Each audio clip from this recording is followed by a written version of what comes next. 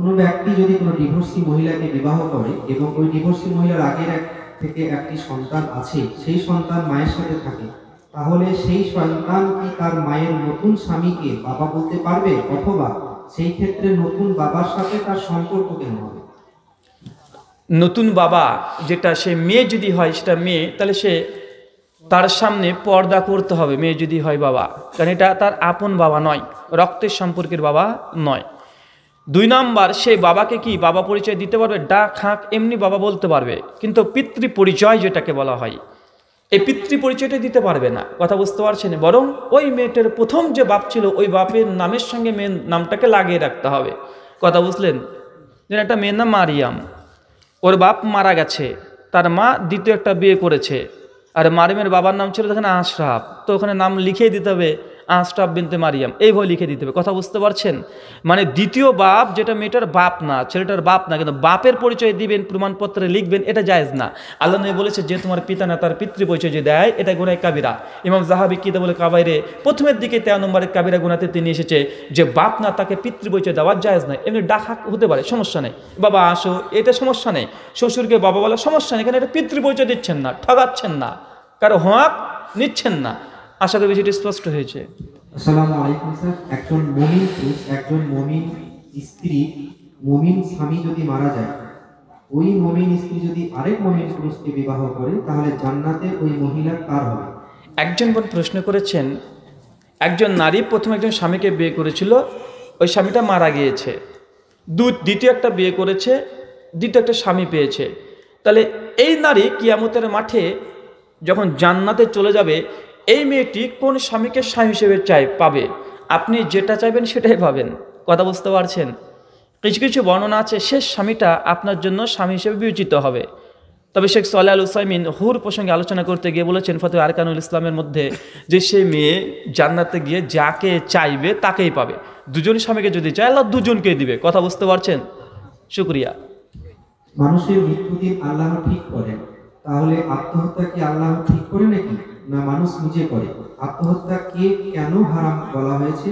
মানুষ কেন বলে ছেলেটার হায়াত থাকতে মারা গেল? ওয়ালাইকুম আসসালাম রহমতুল্লাহ বারকাতুহু। কেউ যদি মানুষ নিজে নিজে আত্মহত্যা করে, কোনো মানুষ যদি কমেন্ট করে এটা যে ছেলেটা হায়াত থাকতে মারা গেল, এই লোকটার কমেন্ট ভুল, রং, এটা সঠিক বলেনি উনি। 2 মিশকাত হাদিস 73, আল্লাহ সুবহানাহু ওয়া তাআলা মানুষের সমস্ত কিছুকে তিনি নির্ধারণ করে দিয়েছে, তাকদীর নির্ধারিত, সেটা পৃথিবীর সৃষ্টির 50,000 বছর আগে। কিন্তু কেউ যদি আত্মহত্যা করে, আল্লাহ তো আগে থেকে লিখে দিয়েছে আত্মহত্যা করবে, তো করছে, তো এটা আল্লাহর দোষ, ছেলেটার তো দোষ না। এটাই তো নাকি? আমি একটা চুরি করেছি, আমি চোর, তো আমি চোর, আল্লাহ লিখেছে, তো আমি চুরি করছি, তো আল্লাহর দোষ, আমার কেন দোষ হবে?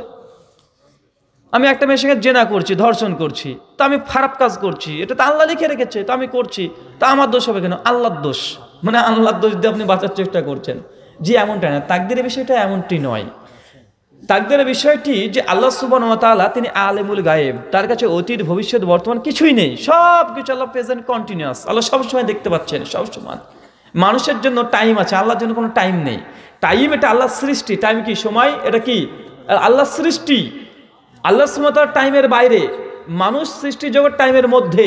যে অ্যালবার্ট আইনস্টাইনের থিওরি অফ রিলেটিভিটি পড়েছেন, টাইম ডাইলেশন পড়েছেন, তারা বুঝতে পারবে সময়টা কি। সময় একটা আপেক্ষিক, এই যে সময় আপেক্ষিক কথা বলতে যে সময়টা খরচ হলো এটা একটা চলে যাচ্ছে, এটাকে খুঁজে আর জিন্দগিতে পাবেন না, কোথায় যাচ্ছে এটা বলতে পারবে না। কথা বুঝতে পারছেন? তো মানুষ যে কর্ম করছে, কারণ মানুষকে আল্লাহ ইচ্ছা শক্তি দিয়েছে। কি দিয়েছে ভাই? ইচ্ছা শক্তি দিয়েছে। চাইলে আপনি পাটা তুলতে পারবেন, চাইলে আপনি পাটাকে নামাতে পারবেন। জান্নাতে আল্লাহ রাসূলকে যখন মেরাজে আল্লাহ নিয়ে গেলেন, সেই সময় একটা মদ, একটা দুধের বোতল দিল, ইচ্ছা শক্তির পরীক্ষা হলো।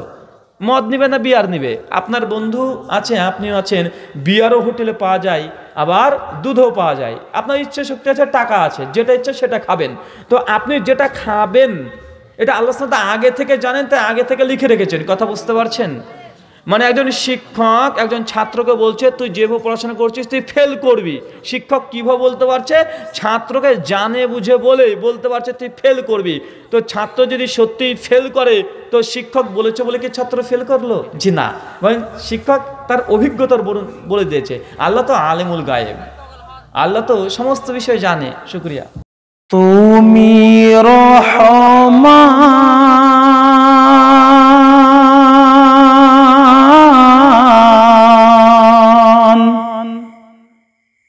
তুমি মেহেরবান।